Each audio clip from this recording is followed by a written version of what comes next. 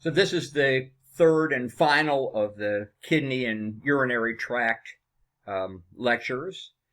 Remember the test on the kidney and urinary tract. The lecture exam will be on Tuesday, or will be next week. I'll set it up like I did last week, so you'll have probably Monday through Thursday to take it. I think I'll have it ready by Monday, so you can take it then. Studying these, listening to these videos, and then studying the practice questions and the read, sections on the PowerPoints and stuff are probably your best bet for preparing for this. Next week will be the test, and then one lecture, and also your reproductive lab. So we'll be starting the reproductive system and having the first of the reproductive labs, and the lab, or you have your only reproductive lab. The lab practical will then be the following week. So you won't have a test and a lab test in the same week this time, which is nice.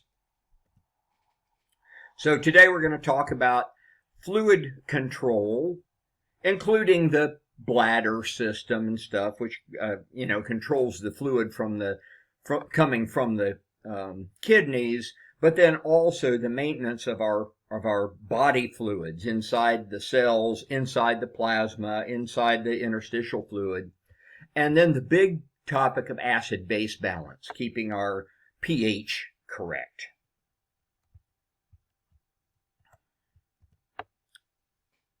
So let's start off kind of finishing up the structures here. We spent a lot of time with the kidneys, how they're made, how the blood goes into the glomerulus and you filter, and then it goes into the various tubules and the loops of Henle, and the paratubular capillaries take back most of what you filtered in there in the first place, and you pee out or excrete the rest. Then it moves down the ureters and into the bladder, and then out from the body from there. So first of all, the ureters are tubes about not too different from the size of your tubes coming out of your ovaries. And these are going to take the urine from the renal pelvis, where everything is gathered.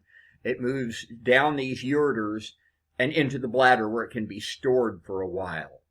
This whole system is retroperitoneal, the same as the kidneys. So the kidneys are behind the peritoneal sac. The tubes, the ureters, go down behind, close to the back, to the bladder, which is below the peritoneal sac and is on the base of your pelvic floor. When the bladder fills up, the distal ends of your ureters will shut off to prevent backflow of urine. That will work for quite a while. If any of you have ever had to pee so bad that it hurt, and you didn't have a place you could go, you'll know that eventually the fluid does back up in the ureters, can actually cause your kidneys to start hurting. The ureters are muscular. They also have cilia in them to help move along the fluid.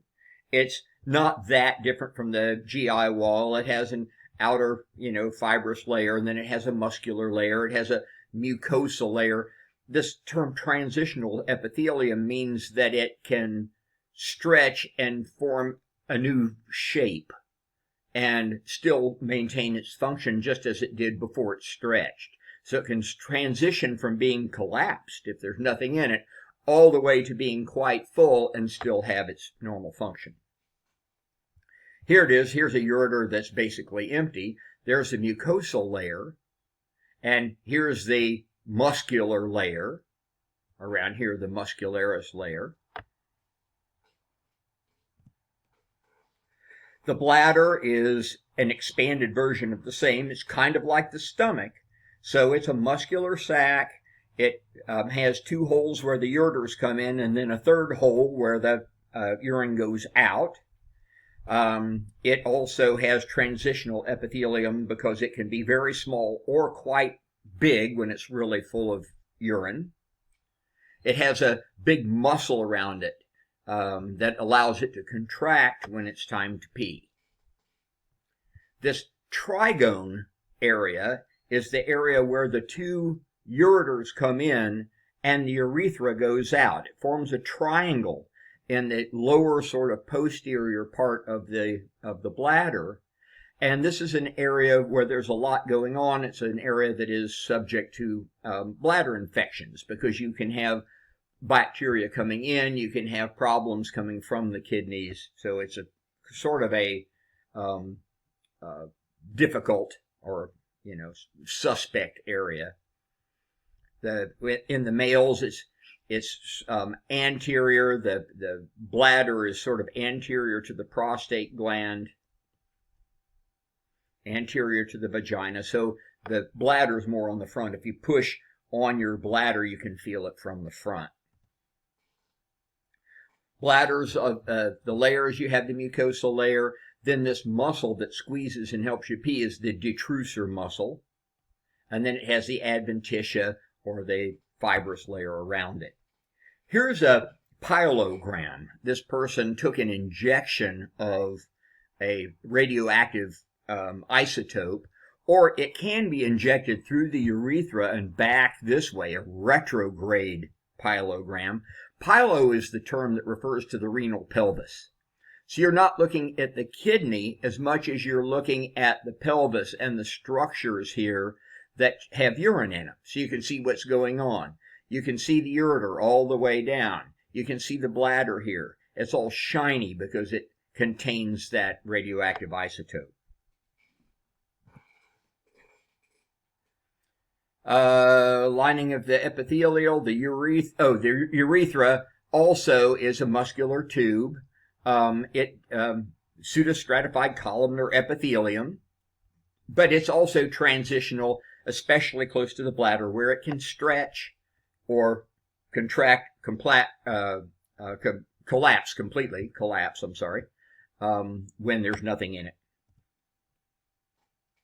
Male urethra combines with the reproductive system at the area around the prostate.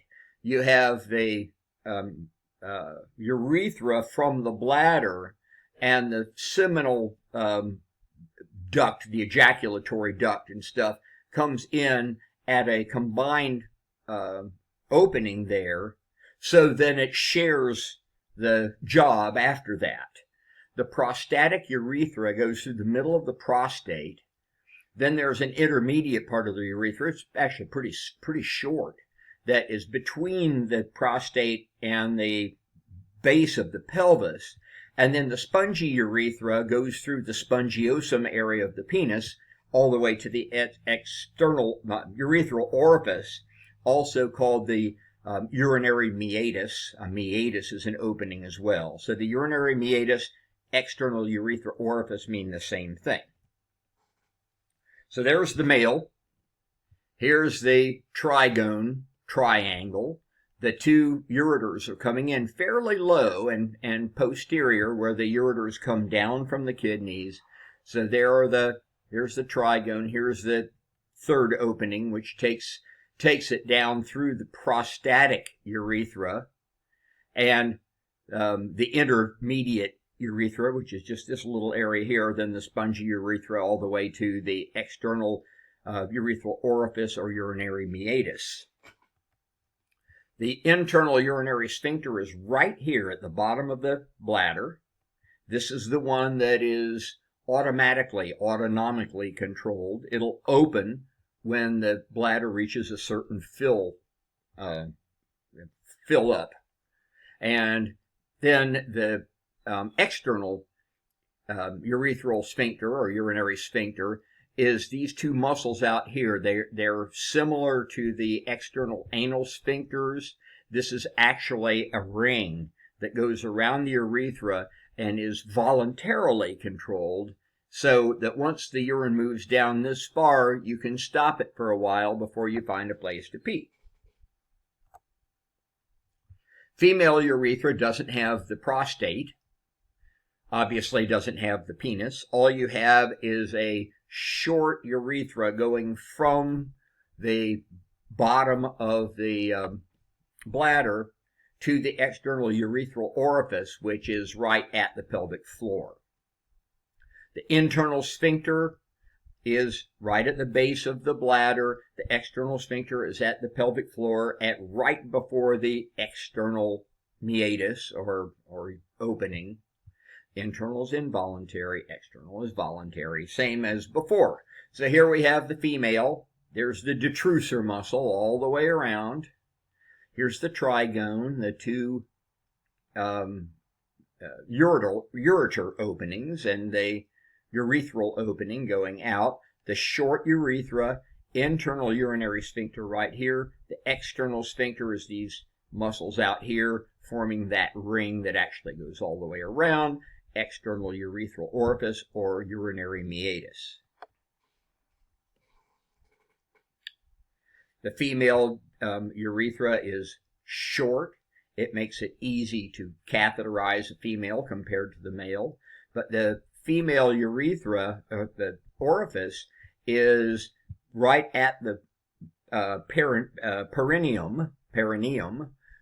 It's very close to the openings, the anal opening and the vaginal opening, so it's very prone to getting bacteria from those two locations, and females therefore are more prone to having urinary tract infections.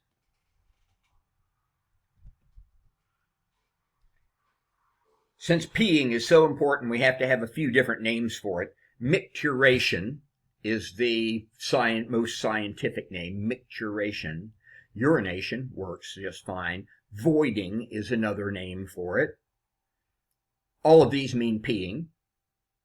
And what happens is the detrusor muscle contracts and you open the sphincters. The autonomic opens the internal one, and voluntarily you open the external one, and out comes the pee. So you have to contract the detrusor and relax the sphincters or open them up. Remember, the autonomic nervous system, parasympathetic, is peeing. Parasympathetic is peeing. You don't pee when you're running. You don't pee when you're fighting. You pee when you're relaxed, presumably. The somatic nervous system opens this voluntary external urethral sphincter.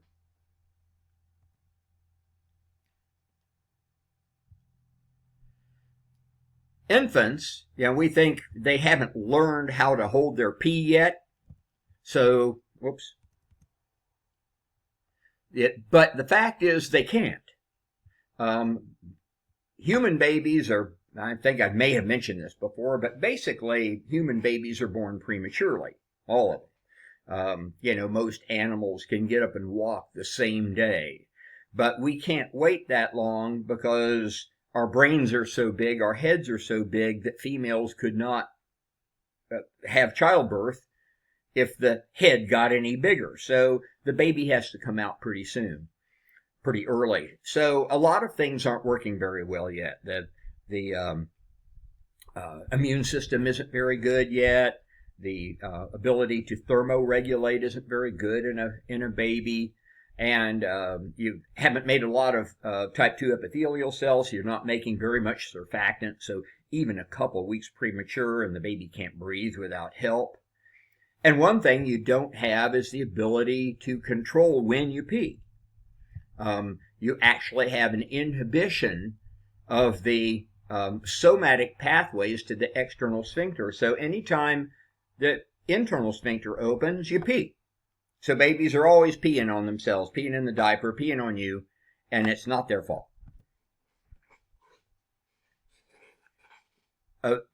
Incontinence, this is what we talk about in older people, or adults, even, kids who wet the bed or something like that.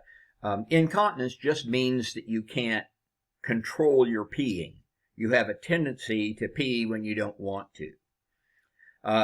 Stress incontinence, increased intra-abdominal pressure. So if you have a really full bladder or if your bladder can't relax and accept as much pee as you should. The pressure inside, or if you push hard, if you laugh, if you cough and you pee on yourself, that's stress. There's pressure on it, too much pressure in the bladder, and it pushes it through the sphincter, and you pee on yourself.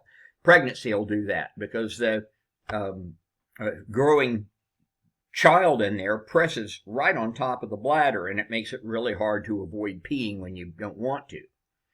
Overflow incontinence, when the bladder overfills and you can't stop it from coming out. Urinary retention, this is called, when you're making plenty of urine but you are holding it in. This happens to older guys who have enlarged prostates, and it squeezes the urethra right below the bladder, and they can't empty their bladder well enough. And so there's always urine in there, and they have a tendency to dribble on themselves, and you might have to wear a Depends or something. Urinary retention. Now, there's another thing that's called urinary suppression. That's when you don't make enough urine. That's a life-threatening condition. If you aren't making urine, you're not filtering your blood, and you can die from that. Urinary retention just means you're going to dribble on yourself. So you're making it, but you can't release it. The bladder can't expel the urine from, after general anesthesia, your parasympathetic nervous system won't work to release the sphincters so pee can come out. Usually they don't let you leave the hospital after general anesthesia until you can pee. And BPH, benign prostatic hyperplasia or hypertrophy. Hypertrophy of the prostate happens to all guys as they get older, some worse than others, and the prostate is not prostate cancer. It just grows so big that it pinches off the urethra, and their bladder always is full of urine, and they can't pee it out very well. You can catheterize. If it gets bad enough, you can actually do kind of a roto-rooter in there. You go in and scrape out a bigger hole by cutting away some of the prostate so that the urine can come out better. It's kind of a difficult treatment, and it sometimes leaves the guy incontinent. You can't stop peeing then. A couple more abnormalities of the kidney, some of the more common abnormalities. Polycystic kidney disease, it's a sort of difficult to understand why it's caused, but a cyst is a fluid-filled bag, and you get a bunch of them, and if it gets bad enough, the kidney stops functioning altogether, and you have to take it out. And if it's only one of them, you can live with the other one. If it's both of them, you need a kidney transplant. Horseshoe kidney is where there's a kidney on each side, but it's joined in the middle. So it's one big kidney that's joined in the middle. Some kids are born with that. Often it works okay. Hypospadias is a condition where the urethra on a male doesn't make it all the way to the end of the penis and instead comes out low, maybe at the base of the penis or only halfway down. When we do the reproductive section, you'll see everybody starts out with basically female external genitalia, and the hole can sort of stay where it is, even though the penis is growing if it's a male, and sometimes the hole is simply in the wrong place. It can be surgically corrected. Polycystic kidney disease, really lumpy and covered with bubbles. Here's a real bad one that obviously was removed, and look how big it got. The size of a football. Obviously that kidney wasn't going to work anymore. Polycystic kidney disease. Nephromegaly just means an enlarged kidney. Nephromegaly. Megaly means too big. Hypospadias. Here we have, you can have hyperspadias too. It can come out the top of the penis, but hypospadias is a lot more common because right down here is where the opening is on a female. So you can wind up with the urethral opening all the way down here, or it can be part way up, or it can be most of the way up, but it can be surgically extended to come out the tip of the penis like it's supposed to.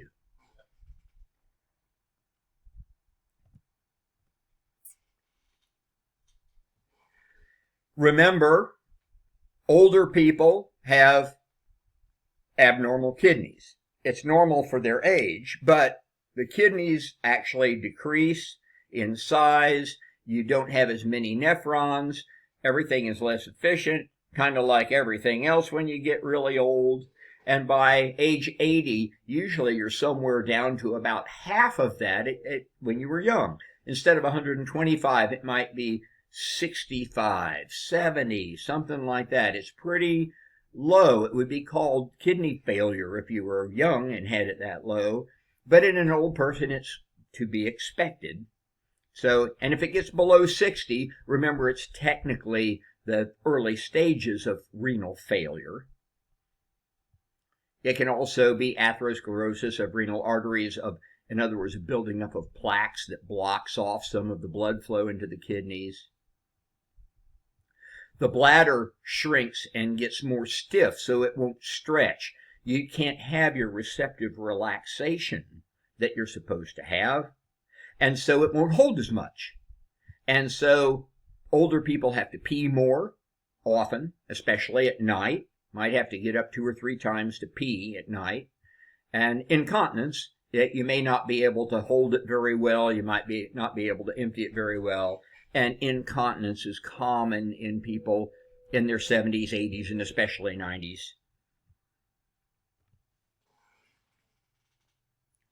Another problem you can have are kidney stones. A kidney stone is a renal calculus. Calculus is one, calculi is more than one. I remember calculi because calculus is hard, right? If you've ever taken calculus, calculus is hard. So kidney stones are renal hardness, renal calculi. It's also called nephrolithiasis. Litho, like a monolith, is it one giant stone, a monolith? So lithiasis is a condition of having stones in the kidney. So it can be renal calculi, it can be nephrolithiasis. For this course, I'll use the term renal calculus or calculi.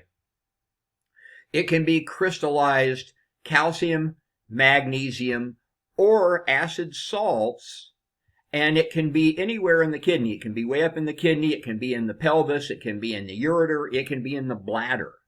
And if they're big enough stones that actually block the ureter, it can be really serious. The back pressure becomes really painful. People that have kidney stones that they can't pass describe it as being more painful than childbirth. It's a big deal.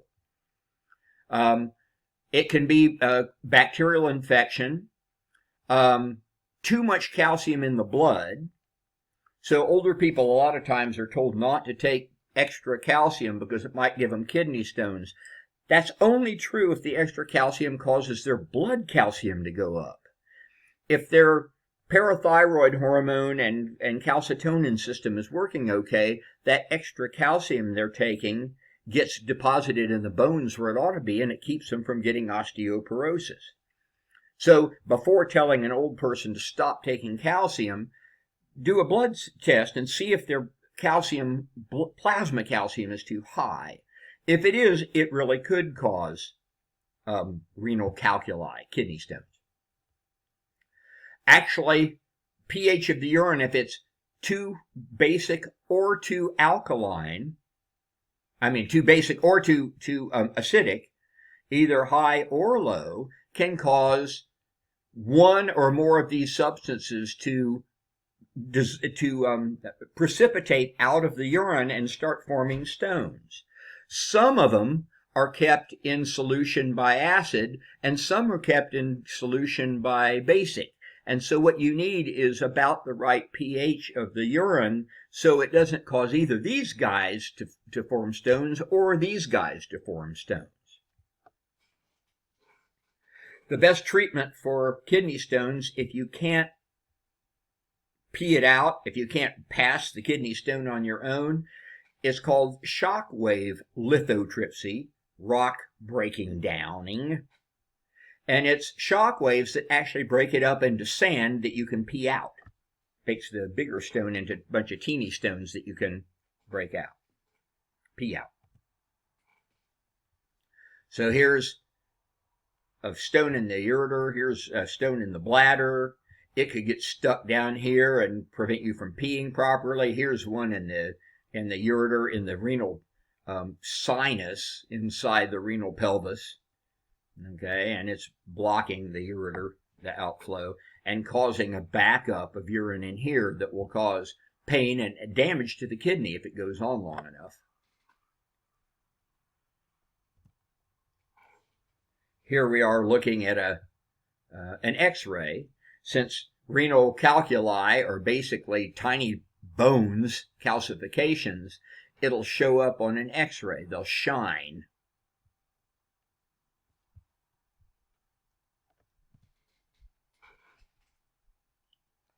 Okay, so body fluids, keeping our body fluids correct. About 60% of your body weight is water. Remember, your fat doesn't weigh as much as water, but the rest of you weighs more. So bone and stuff like that provides a lot of weight, but 60% of your body weight is water. Fat tissues, fat and water don't mix, so very little. Non-fat tissues have a lot more water in them. The older you get, the drier you get. Especially females tend to become very dehydrated with age. It's hard to get, they lose their thirst mechanism, and they just don't want to drink enough fluids. And tissues tend to get drier anyway, tend to dehydrate with age. Babies are full of water. It's not baby fat, they're little water balloons. They have tons of water in them. Water intakes match outputs. If you intake more than you output, you'll have edema, your ankles will swell up or something. If you output too much, you'll get dehydrated. Your food and drink and the oxidative water you make in the electron transport system, combining those hydrogens with oxygen to make H2O. So you're making, a decent amount of water, taking in some water, and what goes out then is your pee, your sweat, 100 mLs in your feces, and a lot through respiration, because you suck in dry air and you blow it out 100% saturated with water, and therefore you lose a lot of water. It's called insensible. You can't tell that it's happening. You can see sweat or feel it. You know if you're pooping, and you know if you're peeing, but insensible water loss comes from respiration primarily.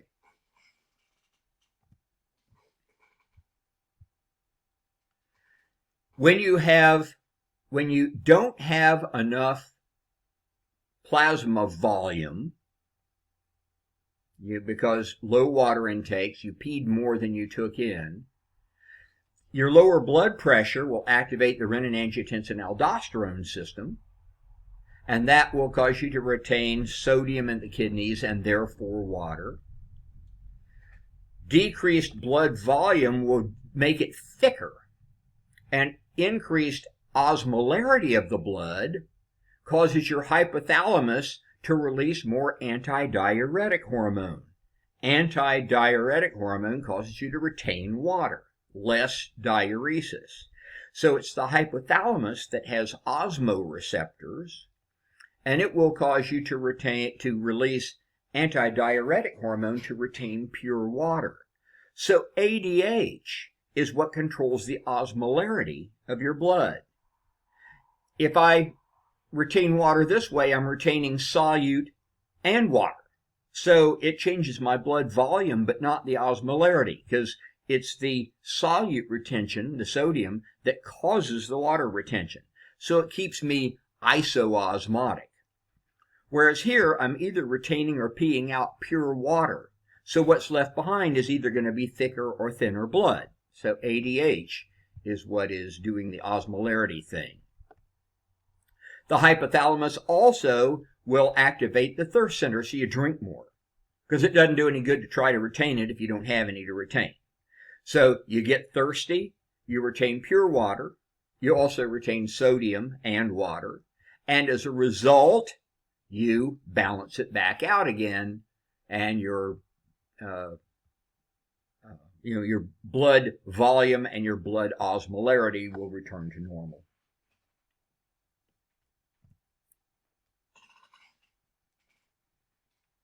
Body fluid compartments, basically three places you have it. Intracellular fluid just means all of the fluid in the cytosol. And that includes inside red blood cells. If it's inside a cell, it's intracellular fluid. Extracellular fluid is either in the plasma or the interstitial fluid between the cells. So you have a lot of water between your cells. You have whatever water is in the plasma outside of the red blood cells. And then you have all this intracellular fluid, which is by far the greatest amount of fluid you have. Most of our water is inside our various types of cells. So here we have the water compartments. Here's the intracellular water, most of our water, interstitial water. The plasma, it's not as much as you would think. It's 3 liters, but 40% of your plasma is red blood cell, or your blood is red blood cells. So 60% of that is just plasma. So, about 3 liters of water there, about 11 liters between your cells, and 28 liters of inside the cells. This is called the 60-40-20 rule. 60% of your body weight is water.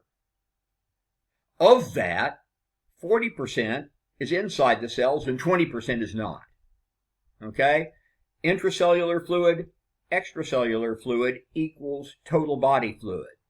Intracellular, extracellular equals total body fluid.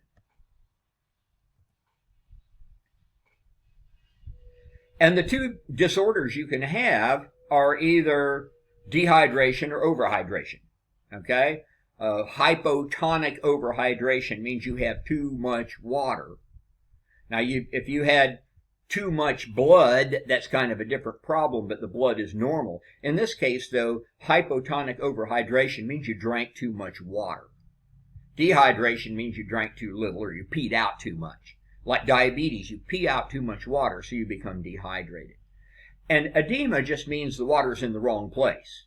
It's moved out into the tissues and made your ankles swell up. So here we have excessive loss of water. Okay? I'm sweating too much. If I sweat, I'm losing water from the extracellular fluid. It's coming out of the plasma. So the osmotic pressure rises in the plasma because I lost water, but not much solute.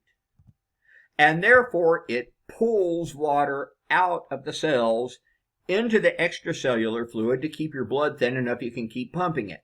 The cells shrink, and they don't work as well.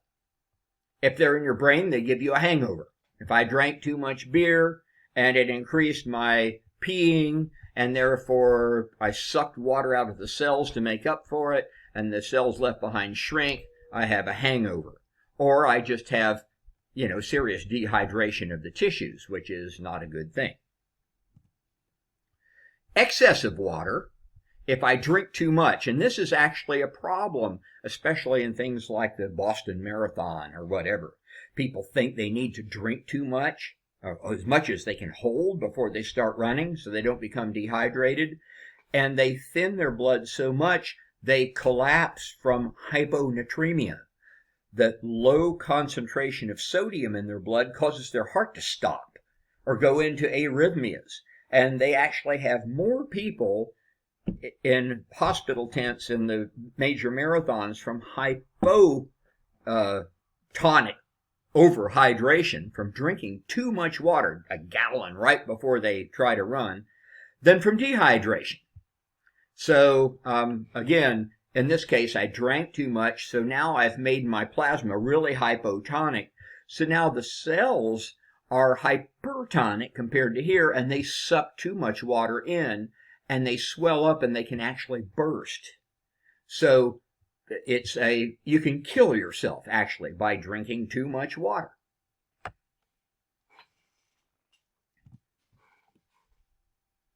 Edema.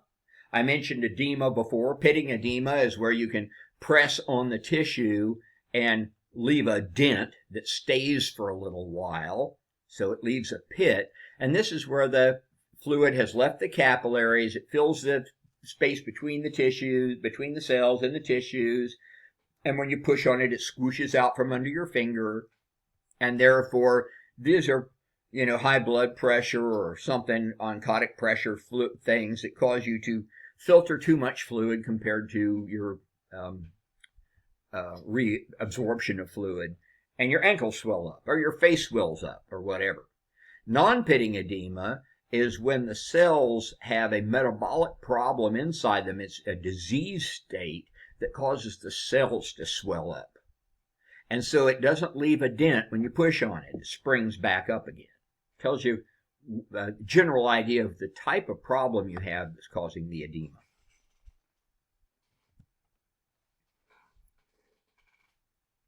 And finally, acid-base balance.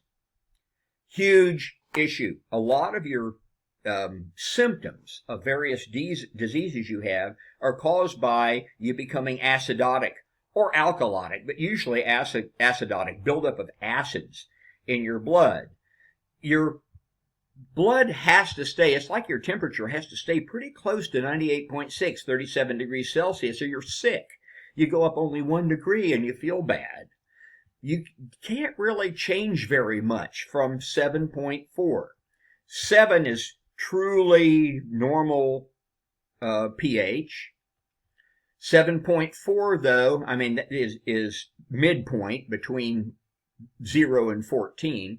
But human body pH stays at 7.4, just slightly alkaline.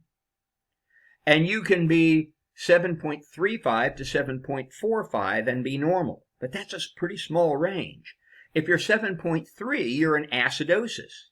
7.5, you're in alkalosis.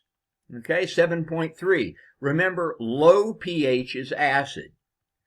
Low pH is acid. People think in the middle of a test, it's low, that means there's not enough acid. No. Low pH is acid. Your ass is low. Your ass is low. Acid is low. So 7.0 is acidosis. 7.8 is alkalosis. High pH means you're alkaline. So what determines your pH? Your pH is the concentration of hydrogen ions in your fluid. Normal is 7.4, and this is on the pH scale. The pH scale, 7.35 to 7.45 is normal pH. Anything outside that is either acidosis if it's low or alkalosis if it's high. We measure what causes the acids in our body is related to CO2. CO2 has to be turned into bicarbonate and it gives off an acid. So it adds acid to the mix. It adds acid. So when pH goes up, your blood becomes, when CO2 goes up, your blood becomes more acid. Normal CO2, remember, is about 40 millimeters of mercury in arterial blood. Remember that? 40 millimeters of mercury in your of CO2. Around 95 of oxygen, but 40 of CO2. So here's where CO2 is important. And normal CO2 is plus or minus 6, depending on what book you read. But for this course, we're going to say, if it's 32, it's still okay. It's kind of low. 46 is kind of high, but these are still okay. So if on a test I gave you 35, you would say, okay, their CO2 is still in the normal range. Bicarbonate is your base in your blood because it will accept a hydrogen under the right conditions. So the more bicarbonate you have, the more base you are. CO2 is controlled by breathing. Bicarbonate is controlled by other mechanisms. You don't breathe bicarbonate. You make it in your bile ducts, you make it in saliva, you make it in your pancreatic ducts. Your kidneys can make bicarbonate. It's made to neutralize acid. The more bicarbonate you have, the more basic you are. Normal bicarbonate is 28 milligrams per deciliter. Again, it depends on the book you're reading, but for this class, 28 milligrams per deciliter, plus or minus 4. So if on the test I give you 25, if I give you 31, if I give you 32, that's in the normal range. Okay? Normal range. So 24 to 32 is normal bicarbonate. If bicarbonate is too high, you're going to be alkaline. If bicarbonate is too low, you're going to be acidic, right? Because alkaline is your base. So not enough of it means you're going to have acidosis. Too much CO2 makes you acidotic, okay? CO2 is acid. So too much is acidosis, too little is going to be base. And you can tell what's happening because your pH tells you whether you're actually in the normal range or not. So I'll show you how to use these three numbers. It's kind of my magic method that sometimes nursing students, before they have their acid-base test, they say, remind me of the method that you use, to help figure out acid-base balance. CO2 is controlled by respiration. Hyperventilation blows off too much CO2 and you become alkalotic. And this would be then respiratory alkalosis because it's caused by breathing. If you don't breathe enough, if you took barbiturates and it's making you, or fentanyl, and you're about to stop breathing and your CO2 goes way up, that means your pH goes down, right? You become acidotic. This would be respiratory acidosis. Because it's caused by CO2, it is respiratory. Metabolic things control your bicarbonate. If you have a low pH, in other words, acidosis, but your CO2 is okay, and the problem is bicarbonate. I don't have enough bicarbonate. I don't have enough base, so I'm acidotic. Well, that's metabolic acidosis. It's not caused by breathing because the CO2 is fine. The problem is bicarbonate. Metabolic acidosis. Too much bicarbonate, metabolic alkalosis. It's alkalosis because too much bicarbonate, and you look and see what the pH is. If you have an alkalosis and it's caused by bicarbonate, it's metabolic. It's not caused by breathing. You make a variety of acids, tissues, the electron transport system produces acids, lactic acid when you exercise. You make a lot of acids. You make stomach acid. You make bicarbonate in the digestive tract, in the bile duct, in the pancreatic duct, in your salivary tracts. And your kidneys can also make more of it if they detect that you're acidotic. You can make more bicarbonate in the kidney itself. Another source of acids is if you go into ketosis, all these, new diets that are supposed to help you lose weight by going into ketosis. It's not good for you. Ketosis means that you ate so little carbohydrate that your body has to produce ketones from fat. Yes, the concept is if you're using fat to make into ketones, that, you're going to lose fat. The trouble is your brain doesn't work as well on ketones as it does on carbs. Neither do your red blood cells. And plus it makes you acidotic. People with diabetes, because they can't utilize their glucose properly, they can't get it into their cells to use them, they go into ketoacidosis, and ketones smell like fingernail polish remover. And so their breath smells like acetone. Some people says it smells like bananas, but it's the keto acids in their system that are making their breath smell funny. And acidosis is not a great condition to be in.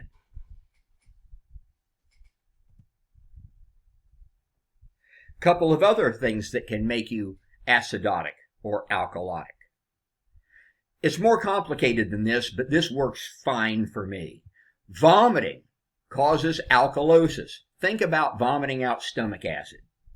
It's more complicated than that, but this is good enough. If you have spend the night vomiting, you're going to be alkalotic in the morning because you lost so much acid. Diarrhea causes you not to be able to reabsorb bicarbonate. When you use bicarbonate in your bile, and you put bicarbonate into your intestine to neutralize stomach acid that comes in there, you're supposed to reabsorb a lot of bicarbonate so you don't have to keep making so much. Diarrhea causes you to poop it right out. If you lose bicarbonate, you become acidotic.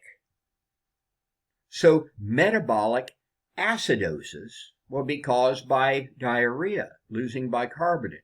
Metabolic alkalosis is caused by vomiting because you lose acid. And these are not being caused by breathing problems. It's caused by something other than breathing. So it's not respiratory, it's metabolic.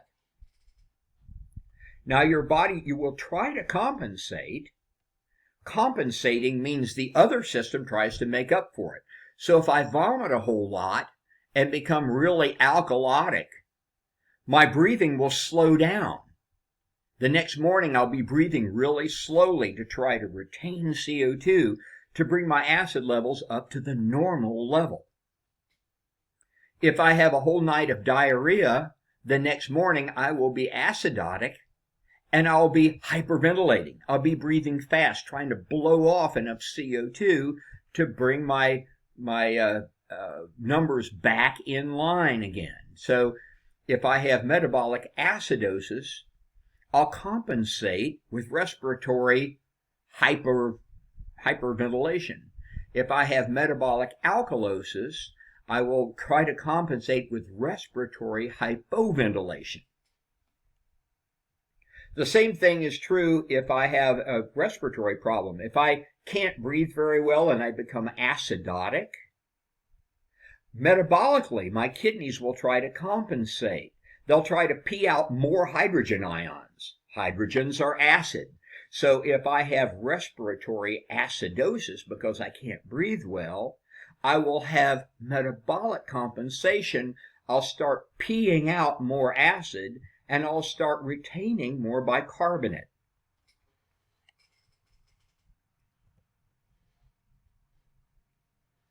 Your kidneys control your acid-base balance through the metabolic processes.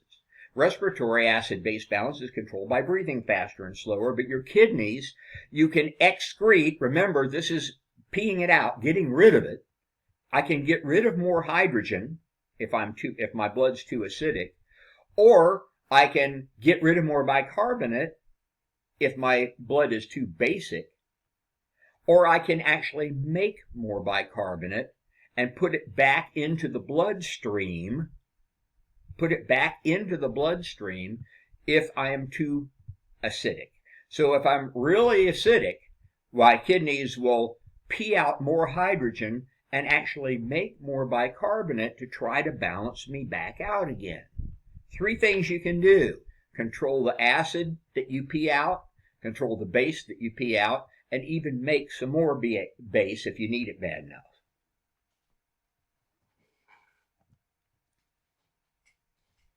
And here's the basics of, let's see, yeah, I'm going to do this. I'm going to change this on here. Oops. If I can. I'm going to put this.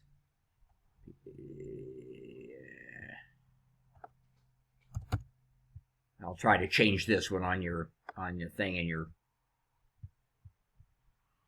on your Canvas site as well.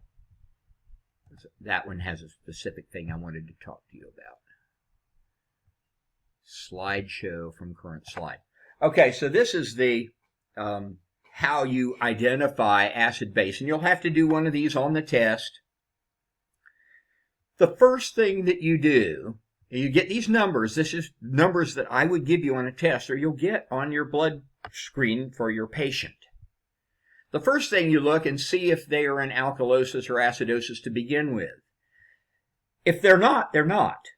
You know, you can't say, well, this person, look at this, they must be in respiratory alkalosis.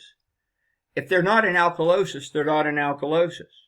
And if they're in alkalosis, they can't be in acidosis too. I mean, here, this person, are they in alkalosis or acidosis? No, their pH is fine. This person is okay. Is their CO2 within the normal range? Yes.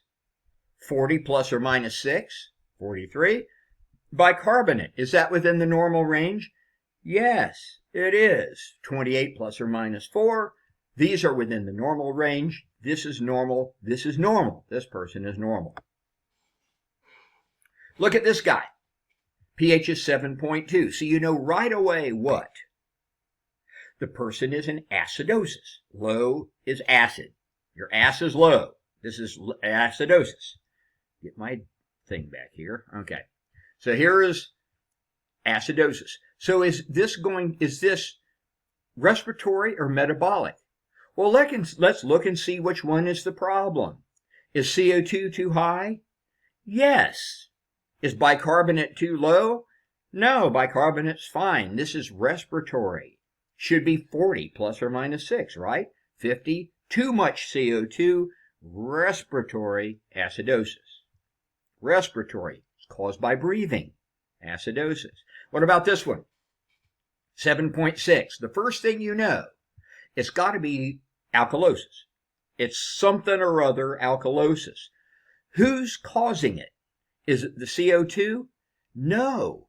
40 plus or minus 6, 43, that breathing is okay. So what's the problem? Here's the bicarbonate. Is it 28 plus or minus 4? No, the bicarbonate is too high. Metabolic alkalosis. It's the one that's causing it. This is too high and it's alkalotic, so it must be metabolic. Here's respiratory and there's metabolic alkalosis. What's this one? Well, you know right away. It's acidosis of some kind or another. Acidosis of some kind or another. So, is it being caused by breathing? No. This is still close enough to 40. Is it caused by bicarbonate? Yes. 28 plus or minus 4. 20 is way too low. You don't have enough bicarbonate. And that's why you're acidotic. Metabolic acidosis. Metabolic acidosis. You'll have to do one of these on the test. You see if it's acidosis or alkalosis and you say who's causing it. That's all there is to it. This last one I changed for you a little bit here because I wanted to make a point about this. This person is alkalotic, right? Is in alkalosis of some kind. So who's causing it? Is CO2 too low? Yes, it is. It's too low. That's more than 40 minus 6. Is bicarbonate too high? Yes, in fact it is. 28 plus or minus 4. This is too high. This is called mixed acid-base disorder. If they're both causing it, it's a mixed acid-base disorder. Now, in the nursing program, you're going to have more complexity than this, trying to figure out whether it's compensating or not. But the very basics are, you look and see if it's alkalosis or acidosis. You say that first. You look at who's causing it, and then it's either respiratory, metabolic, or in this case, it's mixed acid-base disorder.